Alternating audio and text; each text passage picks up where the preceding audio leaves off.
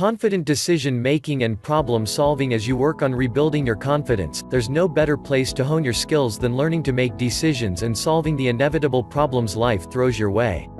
When you lack confidence, you feel paralyzed. You don't trust yourself or believe you have what it takes to make the right choices or to handle difficulties properly. Every decision or problem is excruciating because you aren't assured you have the judgment, knowledge, or discernment to take action. So you simply do nothing and allow events to play out on their own, often with disappointing or even harmful consequences. It's critically important to the confidence work that you learn to act in spite of your fears and doubts, rather than remaining stuck in inertia. As Teddy Roosevelt once said, in any moment of decision, the best thing you can do is the right thing, the next best thing is the wrong thing, and the worst thing you can do is nothing. Why is doing nothing the worst thing you can do? Because inaction not only allows problems and decisions to remain unaddressed, but also it further deflates your confidence and makes you feel powerless. By practicing the skills of making decisions and solving problems in small and manageable situations, you can begin to feel comfortable with the process. There are two parts to improving your confidence by working on decision-making and problem-solving. First, there are the emotional aspects, overcoming or managing the fearful and uncomfortable feelings that arise when you are faced with a decision or problem. Secondly, there's the logical and intellectual process you must follow when preparing to act on a decision or problem. Learning the latter will help you with the former.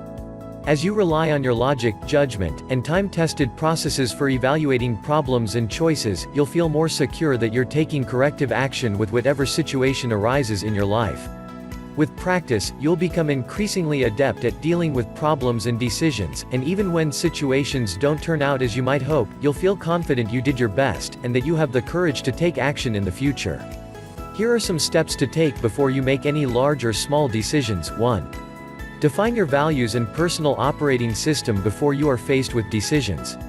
This should be the foundation and reference point for every decision you make. In your deepest dreams, how do you envision your life in all areas: career, relationships, finances, lifestyle, etc.? What core values does your vision reflect or support? Be sure you write down your personal operating system and the values that define it, and refine these over time as necessary. Then when a big decision comes along, you can use these as a guide. Look at the various outcomes of each side of the decision. Does one outcome move you closer to your vision? If you deviate too far from your vision, you'll eventually experience pain and regret. Evaluate your choices based on your vision. Which one is in the closest alignment with it? 2. Evaluate the pros and cons. Consider the possible positive and negative outcomes of your decision. Write down a list of pros and cons for each possible alternative. Then prioritize these points with the most important considerations at the top of the list. Asterisk, what are the possible implications of the cons? Asterisk, do they outweigh the pros? Asterisk, can you live with the potential negative fallout or consequences?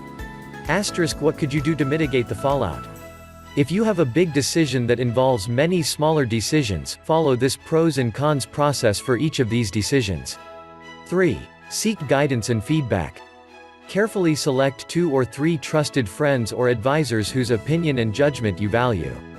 Tell them about your personal operating system, show them your list of pros and cons, and ask for their input about your decision. Someone who is distanced from the turmoil of the decision and has a different perspective can help you see things in a clearer light. A personal coach or counselor also can help you gain clarity around your decision by asking you pointed questions related to your motivations, feelings, and desires. The point here is not to rely totally on the advice of others, but to use it in the mix of the decision-making process.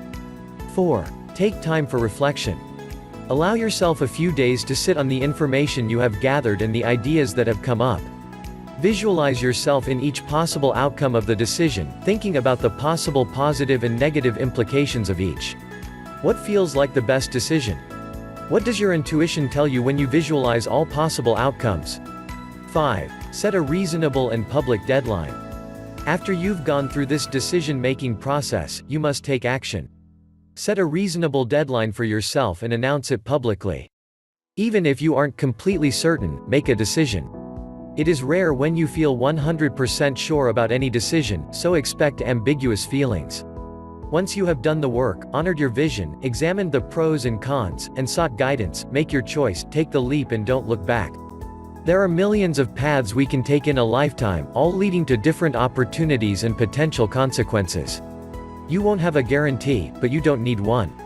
Uncertainty is part of the adventure of life. Problem solving is very similar to decision making but is usually more complex. When you encounter a problem in life or work, often there are other people involved and many possible scenarios to consider. The most important first step in problem solving is temporarily stepping out of the emotions involved, whether it's fear, anger, disappointment, or frustration, and approaching the problem analytically. You can always revisit the emotions, but allow yourself a break from them so you have a clear head. Here is a very simple 5-step process when you are faced with a problem. 1. Define the problem. This seems intuitive, but in the cloud of our emotions, we want to be sure we know what we're dealing with. Identify the problem as specifically as possible, evaluating the present situation and determining how it differs from the desired outcome or state. 2. Analyze the problem. Analyzing involves learning as much as you can about the problem. It may be necessary to look beyond the obvious, surface situation to stretch your imagination and see a variety of possibilities and implications. You don't want a knee-jerk reaction before you really understand what you're dealing with. 3. Develop possible solutions. Identify a wide range of possible solutions through brainstorming with others, thinking about ways you've dealt with similar problems, and even researching how others have dealt with this problem. 4. Evaluate each solution. Weigh the pros and cons of each solution as outlined with decision making. Think through each solution and consider what is most realistic, provides the best outcome, and have the least negative consequences. Consider both immediate and long-term results. 5. Make a choice for a solution. Based on what you have learned about the problem and possible solutions, take action right away. Address problems as quickly as possible so you don't have the energy drain of it hanging over your head. Fear, doubt, and discomfort are inevitable when faced with problems and decisions, even for the most self-confident people. Uncertainty and life difficulties create angst for all of us. You can mitigate these feelings when you have a plan of action and a sound process. Confidence develops when you learn to follow a process in spite of your feelings and take decisive action once you complete the process. The more you do it, the easier it will become and the better you will feel about yourself and your abilities. Action steps. What are the decisions or problems you are facing right now?